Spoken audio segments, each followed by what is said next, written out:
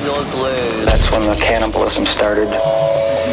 Last update on the left.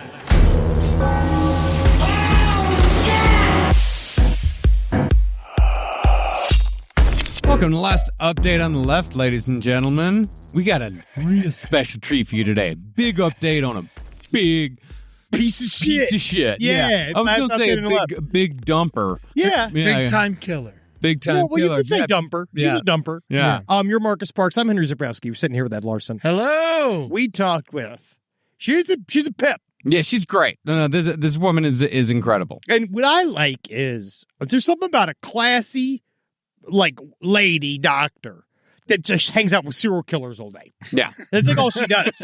That's very frightening almost. It's Katherine Ramsland. We talked to her about BTK, about Dennis Rader, the new victims that are supposedly Dennis Rader's, the ones that are being tied to Dennis Rader, but Katherine Ramsland has many opinions on whether or not there's any truth to that.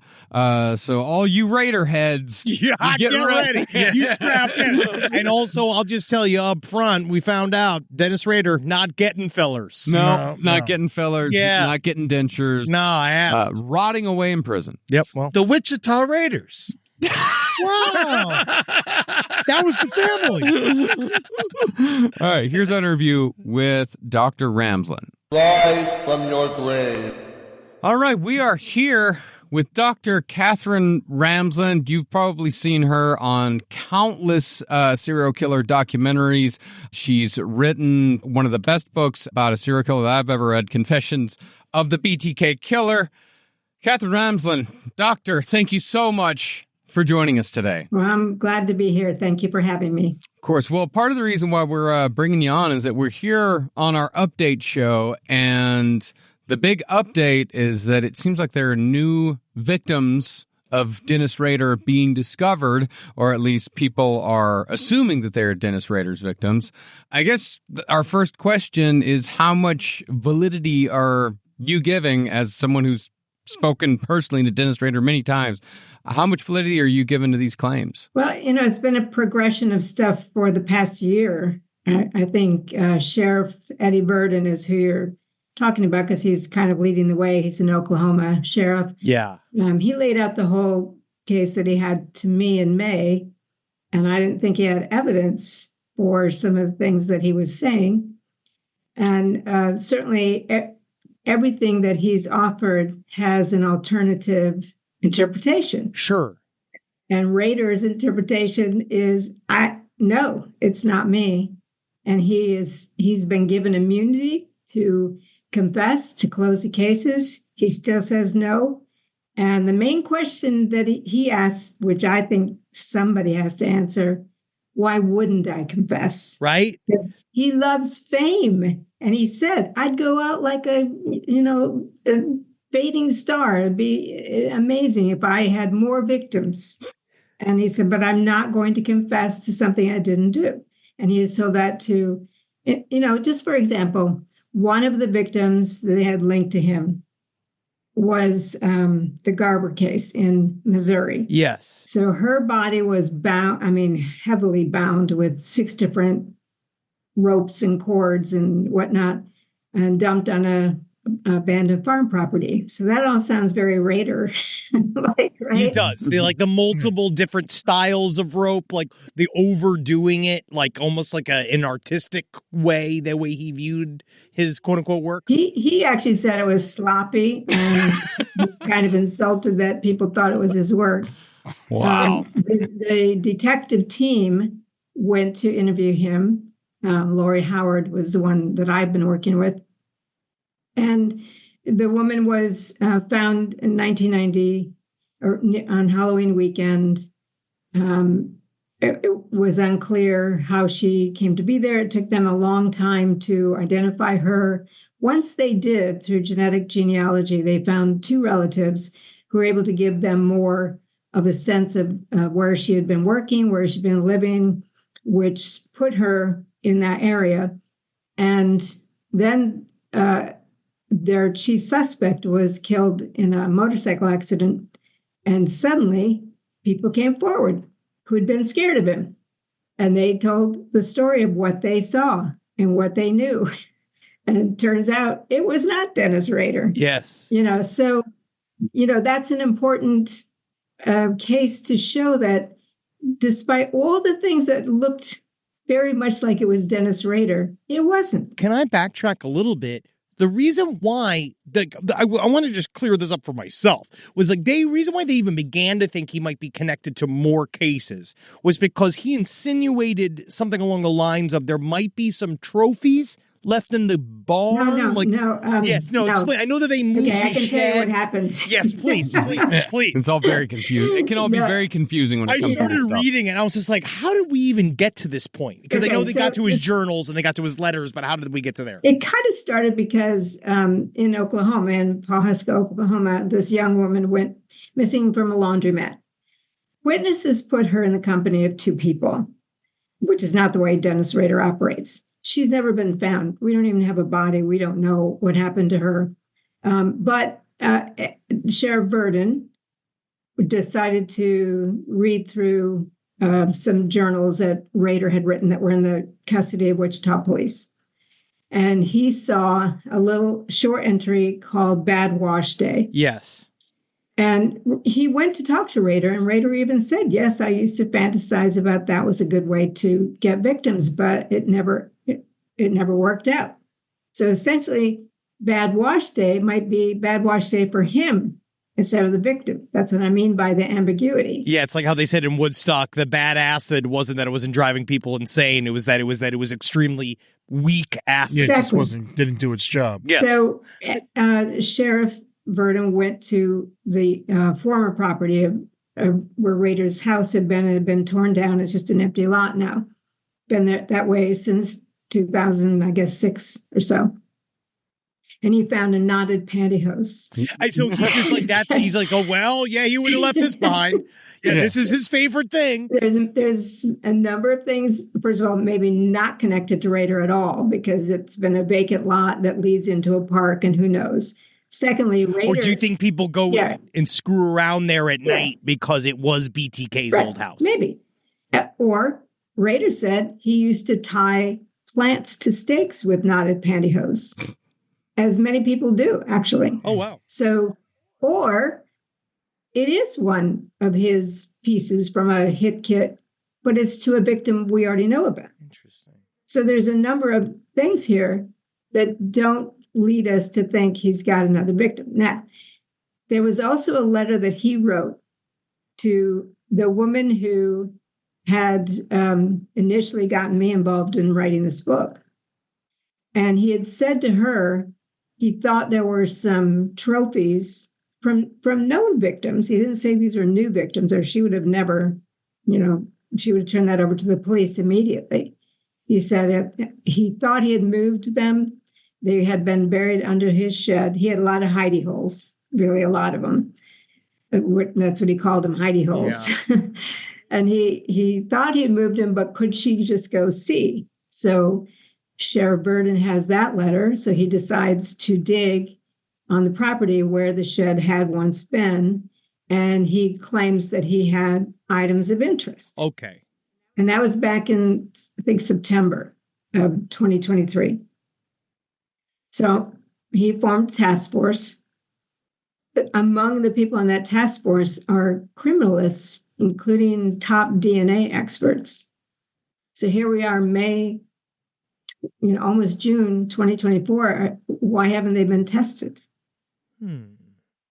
So instead of coming out with results of a DNA test, especially on the pantyhose, but he couldn't really do that because he's handling them with his bare hands.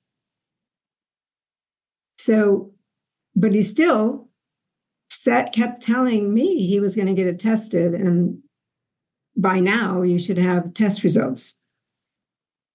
And now they came out with, last week they came out with this word puzzle that Rader had sent in 2004.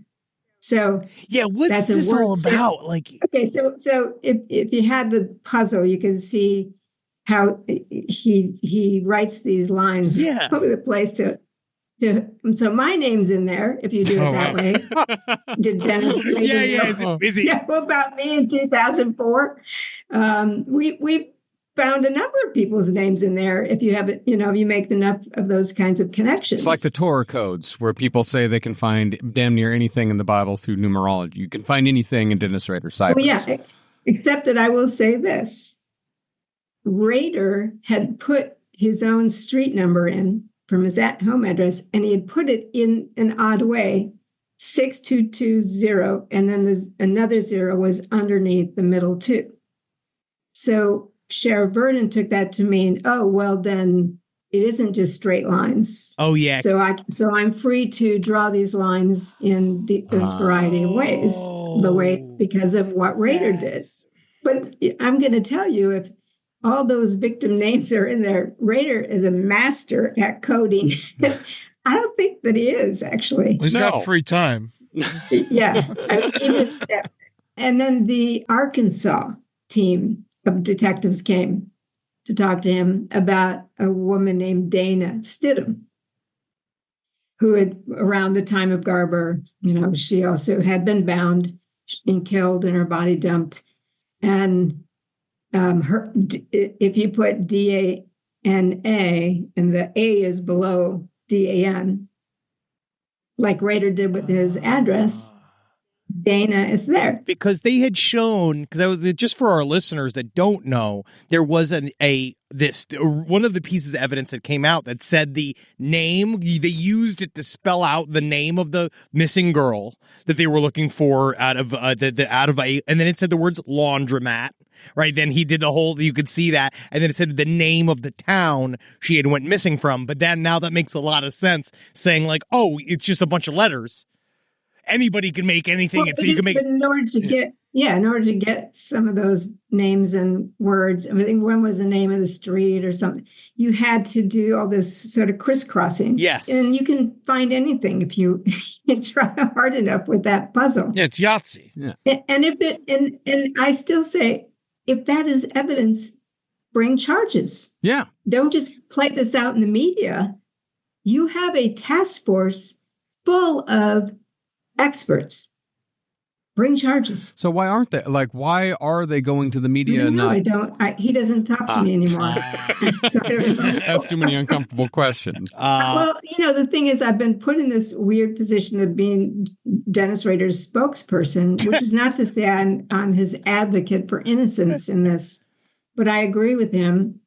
He shouldn't confess to something he didn't do. Because also, why would he? And if they're sure that they have evidence against him, bring it. So is the only reason why they're bringing these charges, or at least hinting that, or saying that BTK is responsible, is just because of the way the bodies were found? The bodies were found bound, it's sort of confusing because I know you said one of the bodies was found and one of them was never found? Yeah, the original victim that started this all has never been found. Right. So why do you think they chose Dennis Rader, of all people? Well, because the way the sheriff puts it is, it was a revelation he had while watching TV late one night that Rader, Oklahoma borders Kansas, and that area of southeastern Kansas is where he grew up. He traveled during 1990, early 90s for the census from one state to another. He had a lot of projects on his project list, only 10 of which resulted in murder, but he stalked a lot of victims. He has the Bad Wash Day journal entry. He liked abandoned barns. And apparently, according to the sheriff, some anonymous caller said that Rader had left a body in an abandoned barn on the border of Oklahoma and Kansas. Did he or didn't he? I don't know. He never put that on his project list that he gave to me. And when I've talked with him, I've kind of been the recipient of him talking to me about all the different law enforcement people coming in. The FBI came in. He had Arkansas, I think 2 teams from Missouri, Oklahoma, and Kansas, and yet no charges brought. And one of the things that did kind of bother me was Sheriff Burden was sure he knew that the reason Dennis wouldn't confess is he didn't want to be moved from the prison he was in. Because then he'd have to go to Oklahoma. And he said that's his abiding, that is the strongest motivation to say nothing. And I said, no, it isn't. It's in the book, but Sheriff wouldn't read the book. It's in the book. His strongest motivation is to be famous. Yeah. So, and he has told them, you want to move me, bring charges. Would you say that's the grand function of his, like, instigating communication with the police and stuff like making a word game? Like, he has no, like what you say, he's not an expert at making cryptograms. Like, he's not a puzzle expert. What drives somebody like Dennis Rader to do something like that? Like something because he liked codes, and during 2004, before he was arrested, he was playing this cat and mouse game. Yeah, and he enjoyed the media attention to what he was doing. So he was putting things in cereal boxes, like serial killer. Yeah, these dogs. He would have been great on TikTok. I think that Dennis Rader honestly would have really appreciated the NPC culture. I think so, because he really liked the idea that he had a fan base that he was entertaining. At the same time, he was showing the cops that he was superior to them, and he was ordering them about, here's what you will do, and if you want to get further communications from me. He made up stories about victims. He'd mix, similar to that word puzzle, he'd mix facts about his life with fictions. Yeah. So to keep them guessing and to keep them looking, running around looking for leads and whatnot. Does he have a book? Did he write a book? Is any of a book or a journal? Like, are we ever going to see any? He had lots of he kept journals of what he was doing. Yeah. Do you think we'll ever see any of that, or that's just going to go? Well, that's what Eddie's putting out there. Oh, that's where the wash day, bad wash day. Oh, yeah, no, that from. I know, but I'm talking about like the compendium. Are we getting the full? I don't. I mean, it's hard. It's scribbly. Yeah. It's not like a narrative that's articulate and well put together. Just scribbly little notes here and there. Is it kind of boring? No, because some of it was when he was talking about the murders, he put those in detail, and then he used that to create these chapters. Yeah. And here's actually what happened, because I was working for Court TV at the time, for their crime library website. And we had written up the BTK case. This is before Rader was caught. So it was laid out, And then this author, this attorney in Wichita, decided that he was going to write a book about the unsolved BTK killings, and he had 7. And Rader knew there were 10. So he read an interview with the author and did not want his story told by this guy because it would be the wrong story. And he wanted to control the narrative. Yeah. So he then started writing these long chapters. He wrote 13 chapter titles. And then in each of these cereal boxes, he'd put a chapter in of the murders. And the funny thing is, though he wanted, and he denies this, but he's wrong, because his chapter titles were our chapter titles. Yes, it's the same titles. He adds a word here or there. He said, "No, I never saw any of that." I said, "Oh, yes, you did."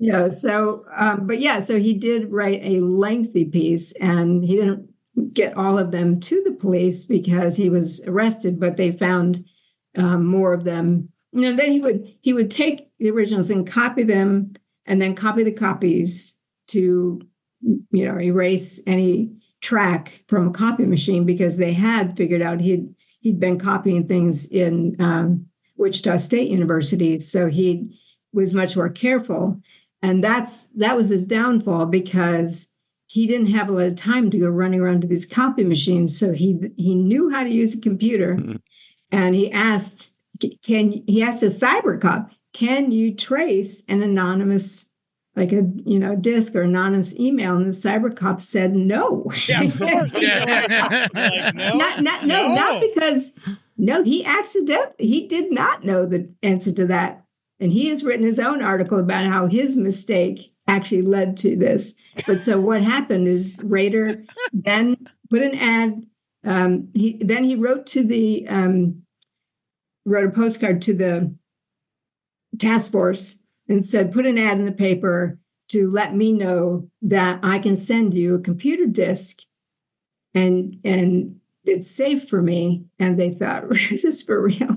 That's amazing. And so he did, but it was a disk that he'd been using as the president of his church council on the church's computer.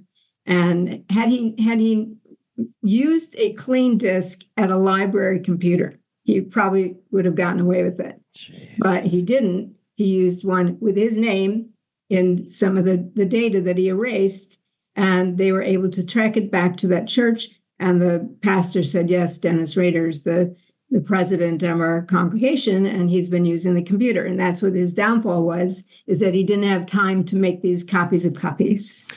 So you mentioned that you'd written up the BTK story before Dennis Rader was caught. So when it was finally released that it was a regular family man, a civil servant, somebody like Pastor Dennis, when it was released, when his identity was released, like, what were your first thoughts? Well, I didn't write it. It was we had a stable of writers who wrote for the court TV, but I remember media calling me, right? And, saying, oh, first of all, they were kind of disappointed that he was such a doughy old family man. Yeah. They all wanted the next Ted Bundy, right? It didn't surprise me that much because I study serial killers. We have a lot of serial killers with families and jobs and whatnot. That formula that they're the loners and whatnot, that's old from the 1990s based on very poor data. And so it wasn't that big of a surprise to me. The idea that a man lives a double life, honestly, that's no surprise. So do you think that there are more, or there have been more Dennis Raders out there than we really know? Like, Dennis Rader is he's not a rare case. He's not a rare case. And look, remember Sam Little? Yes. Who claimed 93 victims over the course of several decades because he knew how to choose victims that he knew would be well under the radar for police to put any resources into it. He specifically looked for victims who were sex workers, drug addicts, hitchhikers, people that just would not draw resources. And he got away with it for a long time. And so when we discover him, right, but all that time he was operating, so we don't know how many other people might be like that. How do we reconcile the differences between somebody like Samuel Little, who'll say nothing about his crimes, right? Like, they're trying to sort of attach murders to him. But it does sort of because he says that he drew pictures of a lot of his victims, but I have no idea what you can corroborate, what's real or what's not. And then there's somebody like Samuel Little who says very little, truly very little. And then Dennis Rader, who says everything, who's also probably one of the most unreliable people because he's a serial killer. Like, how do you trust a serial killer that what they're saying is true? Well, because you do use corroborating evidence. Yes. And Rader also drew a lot of pictures, and that's what some of these task force is trying to use pictures to identify victims.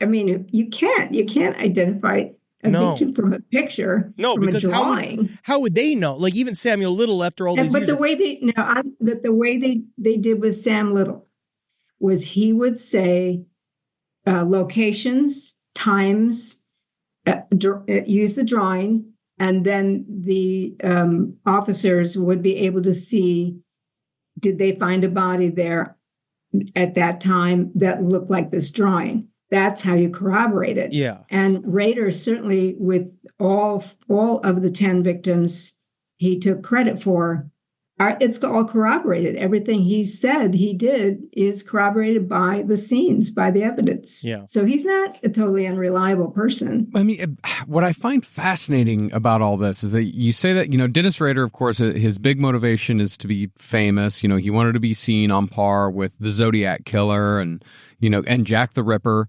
What is it that keeps him from claiming more victim? Like, what is it? A sense of pride that he has that keeps him from saying, like, because 12 victims would make him more notorious than 10. What is it that keeps him from claiming more in order to get more fame, in order for people to keep talking about BTK? It's where his morality lies. They do have some sense of morality, oddly enough. I mean, it's each one of them has weird lines they won't cross. Ted Bundy, I was just listening to a bunch of his interviews over the weekend for a documentary, and he had some. John Wayne Gacy had, they do. It's not like they're totally devoid of, any sense of integrity. It's just not as developed as it is for most other people. But I think that's the big question. Why isn't Dennis Rader confessing to and getting more fame? He says to me and to those associates of his who've known him for a while, and I've known him for 14 years, yeah. He says, I'm not going to admit to something I didn't do. He even said, I'm going to have the number 10 tattooed on me so that if I die, it'll still be there and nobody can change it. Very interesting. Because also could see him not wanting to claim something that he wasn't necessarily proud of. But it's weird. This is a massive pride for him. This was his life's work. Well, here's why the Missouri detective team, when they went over and talked to him, and for hours, I mean, he was willing to talk with them, but they said the difference between when he talked about his own murders and then when he discussed the one we were interested in, the difference in his demeanor, his interest level, his excitement told us he was not our guy. Yeah. Yeah. Do you think like an officer would try to tie a cold case to someone famous like Rader just to get more eyeballs on the investigation in general? Could be. I'm not going to accuse anybody of that, but it does get eyes on it in a way that it wouldn't in any other context. Well, earlier you said that you've known Dennis Rader for 14 years, but like, what does it mean to know Dennis Rader? Well, and he says that I probably know him better than anybody. I've spent many, many, many hours in conversation with him in a lot of contexts, and also know the entire police interrogation. I knew the DA before I ever met Dennis Rader. She was a friend of mine, so she gave me access to files she had. I know many of his correspondence, and I see letters he writes to them. So I know him from a lot of different angles, not just the face he shows to me. I've seen him in a lot of moods. I don't know. What do you think it takes to know someone like that? So funny, guys. I guess it's really, you get to know someone. We talked with Karen Conti, who worked with John Wayne Gacy for years. And I guess on my end. Well, it wasn't that many years. Well, yeah, but like she got to know him in that way. She did. I agree. But when in her book, she details the time she spent with him. It wasn't years. Yeah, but the idea of like, for us as people on the outside, I view somebody like Dennis Rader as like a Batman villain inside of Arkham Asylum. He's a Hannibal Lecter. He's in a glass cell. But it's like, it really is. Let's just asking the general questions of like, what's it like to just hang out with the guy? Like, what's it like to go at, like, because you probably ate lunch with him. You know what I mean? Like, it's very interesting for us to know that he's walking around still. Just an old man. I related to her, but I know her. I related to her book in that, like, Rader and I would watch TV shows and discuss them. Yeah, like anybody. Oh, did you catch that episode? What did you think? We talk about politics. We talk about what's going on in the world. We talk about things that matter to him. He would count me as a friend. Yeah, I'm sure. He thinks I'm a good friend because I've helped to advise him on some of this when he thought that it would be fun to play games with these officers. That's initially why he would meet with them for hours, because he thought he always had the upper hand, and then found out he really doesn't. Yeah. Because he can't walk out of there, and they can make whatever they want with whatever he says. So he's, I think, been kind of humbled by what has happened in the media with these cases being linked to him, and doesn't like it. It's not like he's going, "Whoa, look at me! I'm in the press." He doesn't like it. Yeah. But I don't know. I don't think he's that deep, frankly, that you have to spend. Yeah. It's not like getting to know a philosopher or something. Henry needs to know, what is his favorite television show? He loves watching American movie classics. Oh, sure. Yeah, Sure. I could see him be a classics guy. Yeah, I could see Westerns. Yeah, he's always talking about whatever old movie he's seen that reminded him of his childhood. Sure. Meet Me in St. Louis. Yeah. I imagine he was a big Judy Garland guy. I could see him be. I don't think he was. No. I don't think so. He liked Annette Funicello from the Musketeers. That was a big one for him. Yes. That's really weird because my mom is like a dead ringer for Annette Funicello.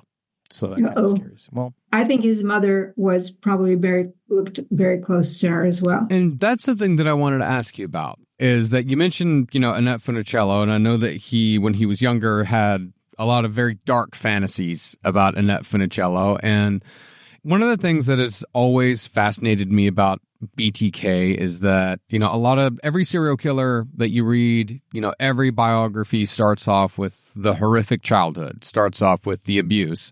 With Dennis Rader, there hasn't been any evidence. Like, all the evidence points towards Dennis Rader having a normal childhood, no abnormalities at all. So, I mean, is there something hidden there, do you think? Or is he just like this? Well, it's one of the reasons I wanted to work with him, is he's an outlier to the formulas, but he's not the only one. Yeah. I mean, I know of others that do not have any kind of horrific childhood. That is a formula. That's an idea that they all have it. Yeah. And to the point where I've been told by some experts in the field, "Oh, he just lied to you." Well, okay, but I talked to other people who knew him as a kid too, and there wasn't really, his family was like all American, middle class, Kansas, religious family, both parents, both sets of grandparents, farm kid, oldest of 4 brothers, had buddies in high school, had girlfriends. I mean, he didn't have abuse in his background. Do you weirdly think that that's why, I hate to again use this term, that was what made him quote unquote successful at what he did for so long, and then sort of like fell apart? Is that this almost because there wasn't a sort of like insane comorbidity in his brain? You know what I mean? Like the idea that he wasn't a completely, totally crazy person. Success had a lot to do with luck. Yeah. Yeah. Because he made mistakes and he knew he did, and he was scared, but the police didn't pick up on it. And, it's the 70s. They didn't have all the things we have today. Yeah. They didn't have databases. They didn't have forensic instruments. They didn't have DNA. There's all kinds of things they did not have as an aid in investigation. And serial murder in 1974, my Lord, they hardly knew anything. So you say you wanted to study him because he was an outlier. What did you find? Well, he was an outlier in that he studied killers from the 1950s and 60s through True Detective magazines to adopt these role models. There aren't many serial killers who have done that. So that was unusual. And that he was more of, he wasn't a reactive serial killer. It wasn't anger. Lust was certainly part of it, but it wasn't the murders that were part of what turned him on. It was the bondage. Yeah. So once he's done things to people, he's got to kill them, because otherwise they'll identify him and turn him in. But so some serial killers the murder is the highlight. Yeah. That is not true for Rader. Process. Yeah. So he had a number of things that were at least different enough for me to want to, track his trajectory to try to figure out how do we get somebody who's an all-American kid who becomes this family man, church leader, Boy Scout volunteer, holding down jobs, and also has this dark life of serial murder because he wants to be an elite serial killer like Jack the Ripper, Ted Bundy, people like that. I have a question. This is extremely stupid, Dr. Ramsland. So please, I'm going to ask this question. You can answer it or not, but I have a thought in my head. I'm nervous. It's going to come out just like this. Let's say there was a world where you could make these types of like live dolls. So you've seen these live dolls, right? They look just like people. They're like silicone and big. What if there was a world where somebody got like BTK you give them 5 of them and you go to town on them. Like, here's a bunch of ropes. Here's all the stuff. Like, you just go to town on them. We'll send them back after. Do you think that would actually help somebody like that? I didn't mean to make that the thumbs up emoji go because it's an inappropriate time. I didn't know where that came from. But my question is, like, would that be, like, do you think that would ever fix any of these guys or help any of these guys? Or is it just like, you know what I mean? Am I crazy? The idea of like going to a place where you can get it out of your system? I'm not sure I'm following you. Are you trying to say, how do we use this for intervention? Is that what you're trying to ask? Essentially, like robot mannequins that you can do your BTK thing to, and then you leave them like an escape room. You want a smashing room for serial killers? Yes. Do you think I would get it out of their system?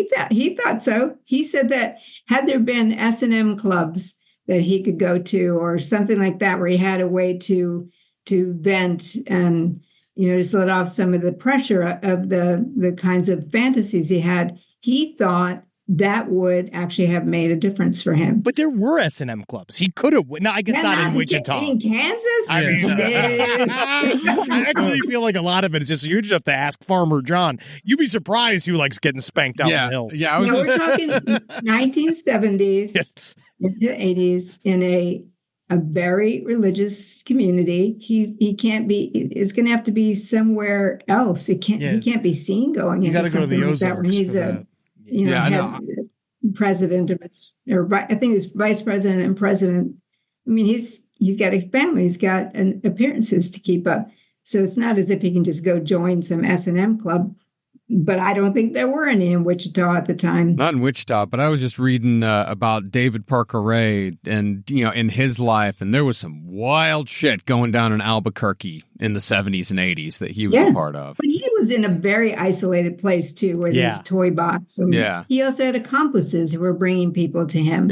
Yeah. So he was in a very different kind of situation. It's a different situation, but I also found myself seeing some similarities between David Parker Ray and Dennis Rader. But he didn't have that middle class wife and kids and church, and he didn't have, that wasn't him. No, David Parker Ray technically was living the dream. Yeah. You know what I mean? That Dennis Rader wished he could have lived the life that David Parker Ray did. I think so. I think that's true. I think he would have preferred to have been in a different environment than he ended up in. You don't think he still would have ended up killing? That it would have gone too far for him? That if, let's say he was in San Francisco, like literally like choose a city, a modern city now where you could go and live life in any way you want and you can go live whatever lifestyle you want. Do you think that in the end that would actually have been enough for him? It depends on the direction his fantasies would have taken him. Yes. Because the first murder, the Otero family, it was supposed to only be 2 people. Yeah. He planned badly that day. But he had just been fired from a job he really liked. He was feeling like a failure because now his wife was supporting him. The values of the middle America in the 1970s. The wife is not supporting the husband. And he felt like a failure. He was angry and he was acting out. Had that not happened, and he had a way to discharge his fantasies, I think it's possible that he wouldn't have done something like that. And after he got the first taste of it, I guess it was just all downhill from there. Yeah, pretty much. And to that point, I mean, of course, the big thing about BTK is that, he would pop up every once in a while and then just suddenly stopped and went dormant and didn't do anything else until he finally resurfaced. That's not true. It's not. Those are the other true crime books. He says, he gave me a list of 55 projects of people he stalked, whose homes he entered, where he waited. They would have died had they come home, or had he had enough time to fully stalk them the way he wanted to. He had a lot of people in his scope, and he has said, I didn't stop, I just didn't succeed. Wow. Were those people notified? Like Some. You came close? Yeah, some were. I never want to know. And people to this day ask me, "What am I on that list? Did he visit my house at such and such a street? Would you please ask him?" I don't know why they want to know. Yeah. Don't tell me. No. I don't want to know how many times I almost died. I also hear, along with all this potential new victims for him, I now have a number of women who claim he picked them up, or he there was one on Nancy Grace who claimed he danced with her in a nice suit. And I thought, well, that's not him. Yeah. Definitely not him. But for some reason, she got, enough believers to get on a show. I've had women claim that he sat with them at their kitchen table and then left all of a sudden and said, if that were him, you would be dead. You would not be telling me this story. And he's not that memorable of a guy. I don't know. He's so ordinary that I'm amazed that people think they're so right. They know what car he drove. He never had that kind of car. So there's a whole book on people who think Ted Bundy stalked them or picked them up or did this and that. And it wasn't physically possible for him to have been with them at that time, and yet they persist in their claims that it was Ted Bundy. Oh, famously, Debbie Harry, the lead singer of Blondie. She's one of them. She's one of them. He wasn't anywhere near where she was. No. All this BTK talk has made me happy I have a small closet. Yes, it is very no walk-ins. And I don't mean this as a criticism, but as a person that's looking from the side, I'm going to say I saw some recent pictures of Dennis, and he's not looking good. Have you talked with him about fillers? Or have you talked with him about any sort of cosmetic fixes or anything? Because he's not looking great. No teeth. None. Oh. He's got scoliosis. So he's all bent over. He's lost something like 6 inches from his height. Wow. He's not in good shape. No. He knows it. He's 78. I mean, he's not young. People change when they get older. Yeah, of course. Yeah.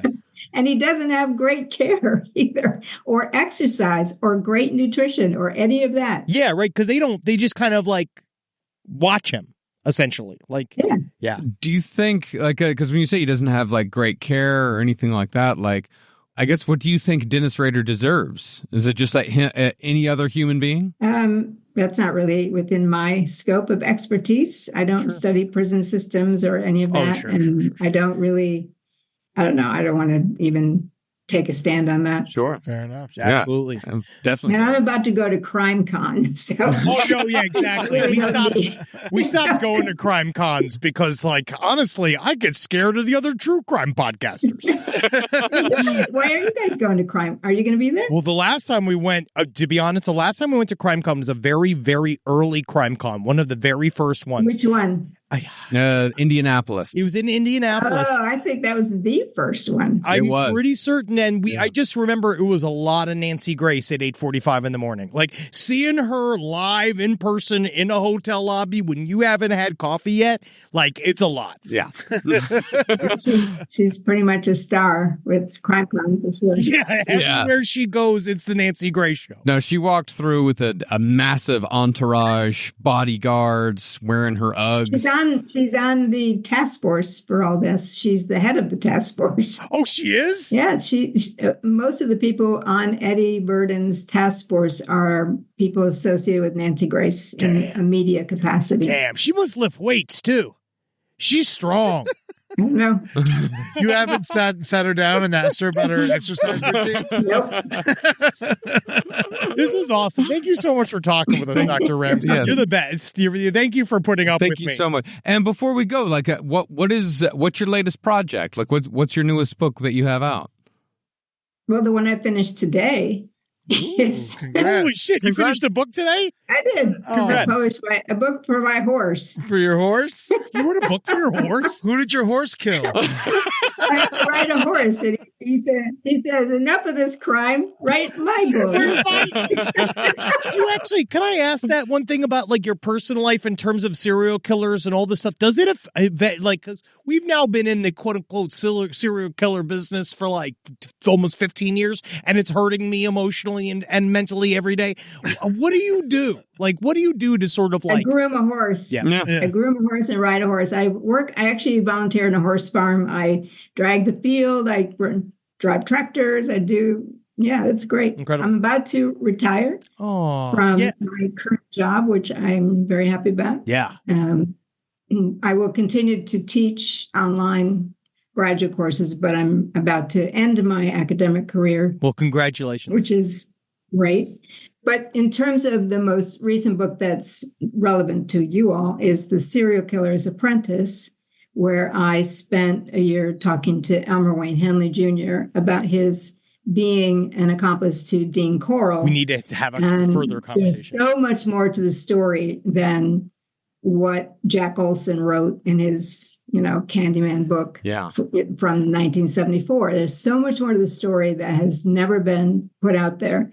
And it was very interesting. I'll tell you, Wayne Henley is a really smart person, easy to talk to, very articulate, and has a lot to say about what happened. So can we have you back to talk about that after we've read that book? Because I would absolutely love to. I am fascinated about the possibilities of John Wayne Gacy, Dean Corll, and all of them kind of like maybe not knowing each other, but being like 1 degree. Well, that's part of the book, is because my co-author is Tracy Ullman, who did 10 years of work on the Gacy case. Yes, hilarious. And did a lot of the work on the networking that Corll talked about.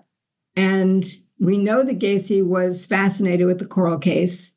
So, but that's Tracy Ullman's part, and I can have her on the show as well. We can both be on the show. But what she brings to it was the bigger picture that the police never investigated. That's awesome. Incredible. I mean, not awesome, but I'm excited about the book. That is like right down my street right now. I that and RuPaul's Drag Race. Are really the two things I focus on quite a bit. Thank you so much, Dr. Ramsland. Thank you so much. We really do appreciate it. And we'll, get on reading getting the book together, and then we'll have you back to talk about it because it's it's right here behind me. That's incredible. Oh, that's the new, and that's out now? Yeah. Oh, so we should plug your book. Well, we just did. That's why I'm going to CrimeCon is to speak about this book and my experience of talking with Wayne. That's fun. All right. That's fascinating. Well, I'll see you at HorseCon. Oh yeah, no Want to be a part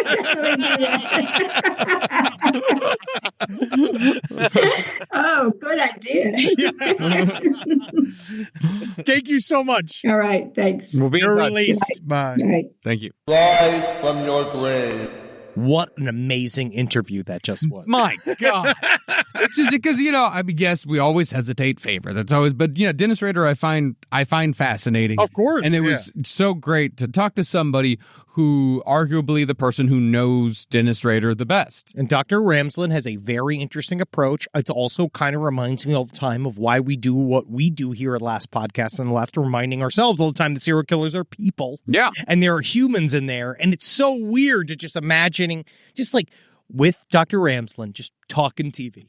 Yeah. With Rader, talking about whatever's on TCM. I wanted to night. ask if he was a Biden voter, but I didn't want to get You're in not trouble. allowed to vote in there. Yeah, he can't vote, No, you right? can't. Yeah, he can't non-voting vote. felon. Yeah. Oh man, he can't rock the boat. But no, I want him to I want him to talk about did you see last night there was Sudden Fear? It's an underrated Betty Davis film. I absolutely loved Palm Royale. Kristen Wiig is a revelation. You know what I took away from it was when she said the person that they were trying to pin the murder on him, one of them, there was someone who died in a motorcycle crash, and everyone said that was the person who killed him. We were just all scared of him. We should start looking at all these motorcycle crash films. You got to be careful. Tie murders to him. But her new book, we mentioned it at the very end. She talked about it at the very end. It just came out last month. It's called The Serial Killer's Apprentice. We are absolutely going to be reading this book and bringing her back on the show to talk about this. Yes. It is about Elmer Wayne Henley. His assistant. I mean, yeah, because it's the Candyman murders that predated John Wayne Gacy. They were the number one highest body count in American serial killing history until John Wayne Gacy. And there was only one book ever written about this that was written in the 70s. Ago. Yeah. So it's older than us. Yeah, it's older than us. I think she said it was written in 1978. So this is incredible that there's a new book out about Dean Corll and what actually happened way back in Houston in the 1970s. This so is can't immediately. wait to get it on this. I can't wait because this is it's extremely fascinating. Talks about my little pet interest about Dean Corll and the connection to John Wayne Gacy and to the various snuff film. I guess like there was literally a mail order snuff film system that was happening for a long time. We'll talk about this. I can't wait. A legend. Well, well, Satan. Hey, Dean. Hair Katherine Ramsland. Yeah, it's good work, guys. You just said hair. You just said hair. Well, hail her too.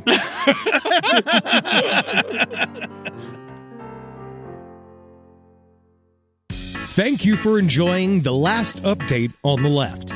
You can find other shows that you'll enjoy from the Last Podcast Network on lastpodcastontheleft.com. See you there.